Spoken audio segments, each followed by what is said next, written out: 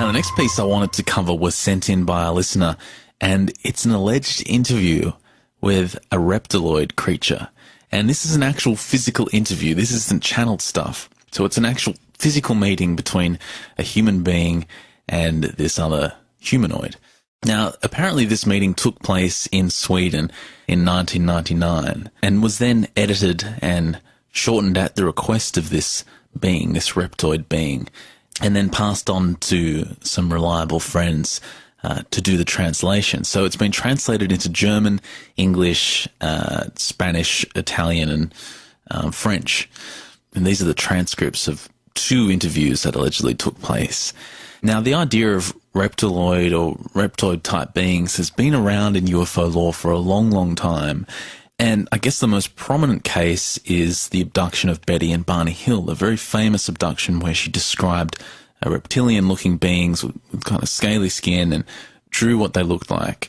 And then, of course, you have the writings of people such as David Icke, who talk about the existence of these beings through the history of the planet and their appearance in the myths and legends of some ancient cultures. This female being was already in contact with a friend of mine since some months. Let me first declare that I was all my life a skeptic about UFOs, aliens, and other weird things, and I thought that my friend was just telling me dreams or fictitious stories when he talked with me about his first contacts with a non-human being called Lacerta. I was still a skeptic when I met this being on December the 16th last year, which is 1999, in that small room in the remote house of my friends near a town in the south of Sweden, despite the fact that I saw now with my own eyes that she was not human. She has told me and shown me so many unbelievable things during that meeting that I can't deny the reality and truth of her words any longer. This isn't another one of those UFO papers which claim to tell the truth, but in fact just tell fiction. I'm convinced that this transcript contains the only truth and therefore you should read it. I certify furthermore that various paranormal abilities of her species, like telepathy and telekinesis, were shown to me during the 3 hours and 6 minutes of the meeting.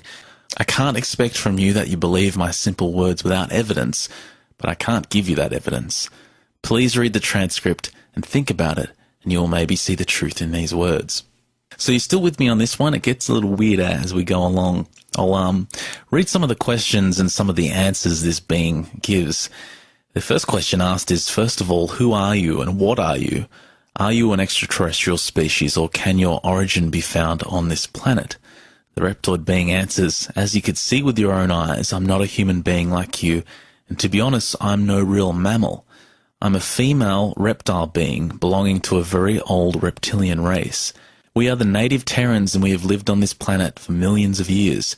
We are mentioned in your religious writings like your Christian Bible, and many of your ancient human tribes were aware of our presence and worshipped us as gods. For example, the Egyptians and the Inca and many other older tribes. Christian religion has misunderstood our role in your creation, so we are mentioned as evil serpent in your writings. Your race was genetically engineered by aliens, and we were just the more or less passive visitors of this accelerated evolution process. You must know that your species had evolved in a completely impossible speed within just 2 to 3 millions of years. This is absolutely impossible because evolution is a much slower process. Your creation was artificial and done by genetic engineering, but not by us, but by an alien species. If you ask me if I'm an extraterrestrial, I must answer no. We are native Terrans. We have some colonies in the solar system, but we originate on this planet. It's in fact our planet and not yours. It was never yours. A few questions later, she asks, how old are you? And just before that, she asks what this being's name is, and she says it's too hard to pronounce with the human tongue, so she says, just please call me Lacerta. And this is the name I generally use when I'm among humans and talk with them. And to answer the question, how old are you? Lacerta answers, we measure the time not like you in astronomical years and in the revolution of the Earth around the Sun, because we usually live beneath the surface of the planet. Our time measurement depends on periodically returning cycles in the Earth magnetic field. And according to this, I'm today, let me calculate, 57,653 cycles old.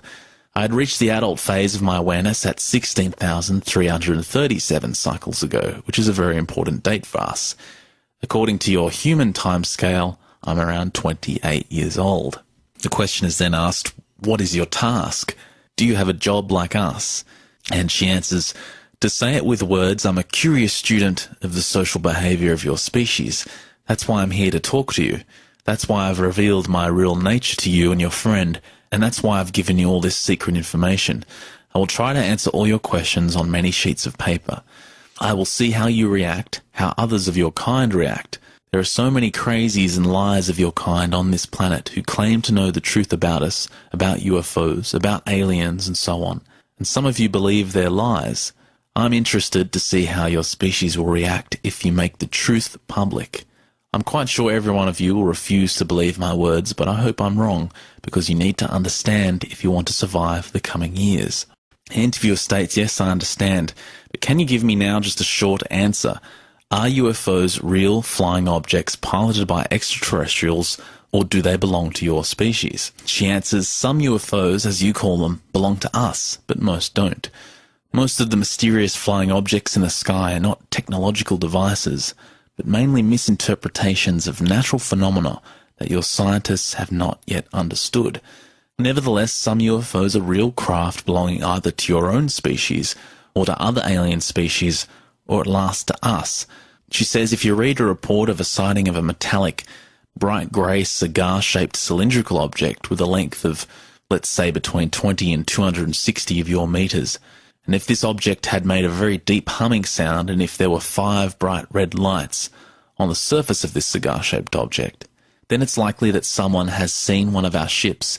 We have also a very small fleet of disc-shaped craft, but such UFOs belong usually to an alien species.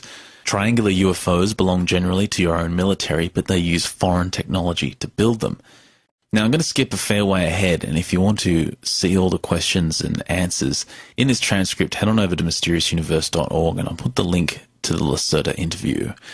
And basically this being tries to explain that they've somehow evolved from the dinosaurs millions and millions of years ago. And she goes on to describe some of their physical characteristics. They say their skin's mainly of a green-beige colour, or more pale green, and they have some patterns of brown irregular dots on their skin and their faces. Their eyes are a bit larger than human eyes and usually dominated by large black pupils, which surround a small bright green iris. And then the interviewer wants to go into a bit more detail about the history of the planet and the evolution of their species, and asks the question, can you tell me something about this natural history? How old is your species? Have you evolved from primitive reptiles as mankind has evolved from apes? And Lacerta answers that this is a very long and complex story, and it certainly sounds unbelievable to you, but it's the truth. I will try to explain it in short. Around 65 million years ago, many of our unadvanced ancestors from the dinosaur race died in a great global cataclysm. The reason for this destruction was not a natural disaster, an asteroid impact as your scientists believe falsely, but a war between two enemy alien groups that mainly took place in orbit high in the atmosphere of your planet. According to our limited knowledge about these early days, this global war was the first alien war on planet Earth, but it was definitely not the last. The opponents in this 65 million year old war were two advanced alien species. One race was humanoid like your species, but much older, and was from this universe, from a solar system in the star constellation you call Procyon.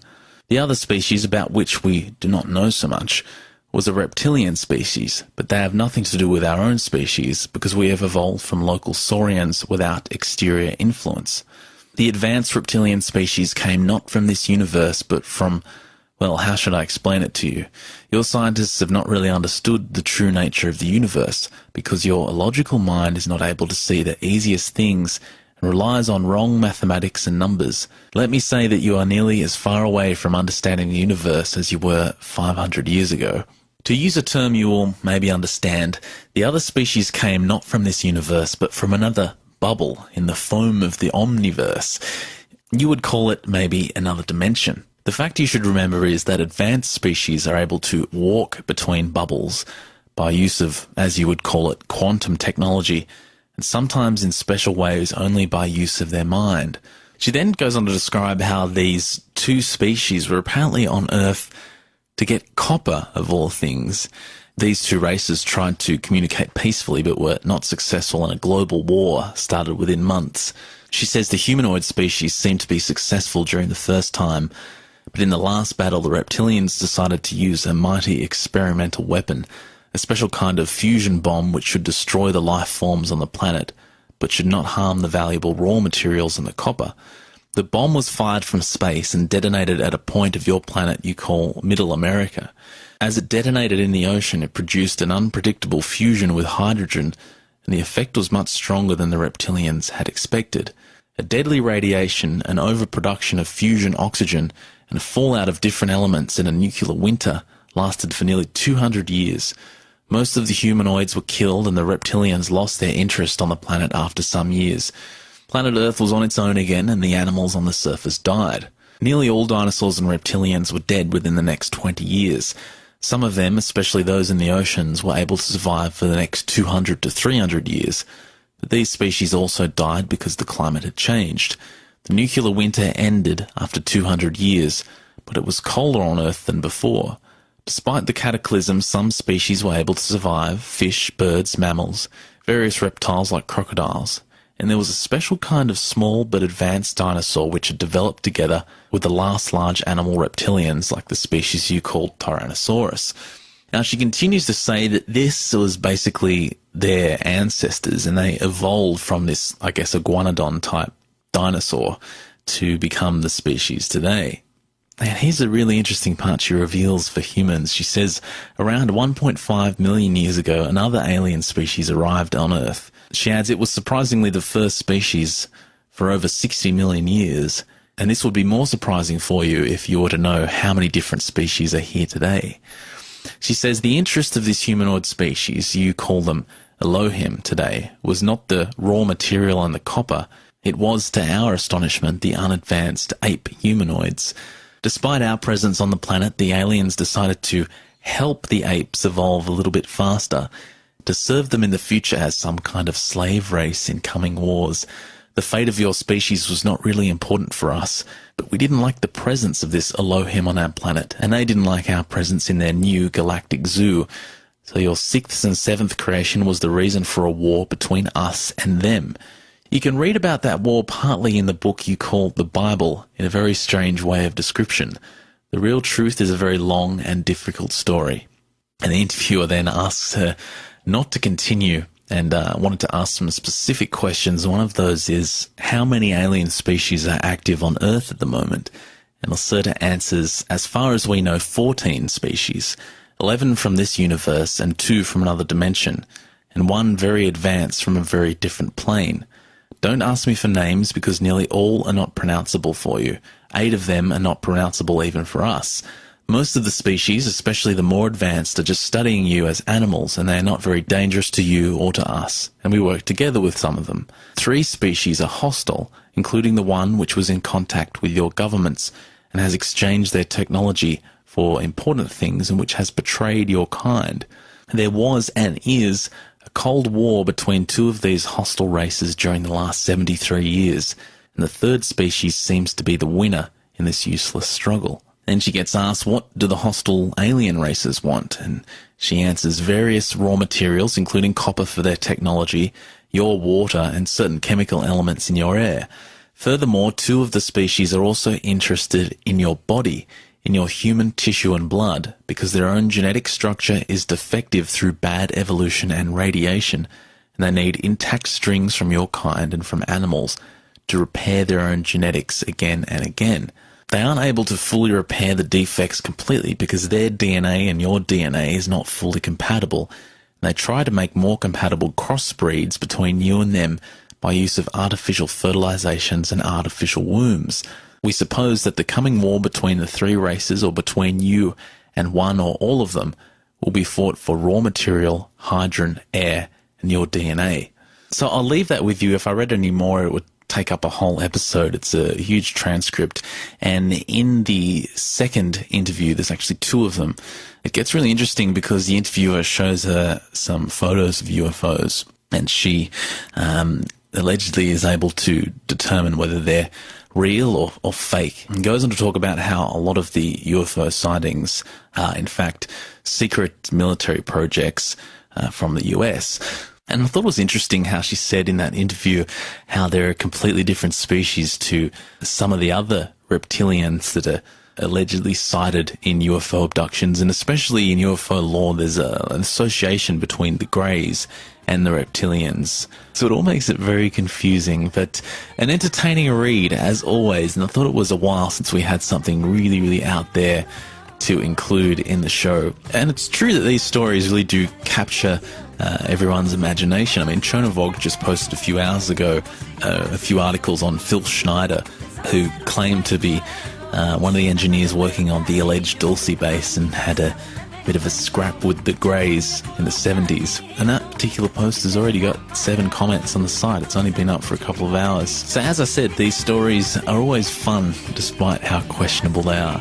I'll put the links up to that interview in the show notes at mysteriousuniverse.org, where you can read the full transcripts of the interview with the reptilian Lacerta.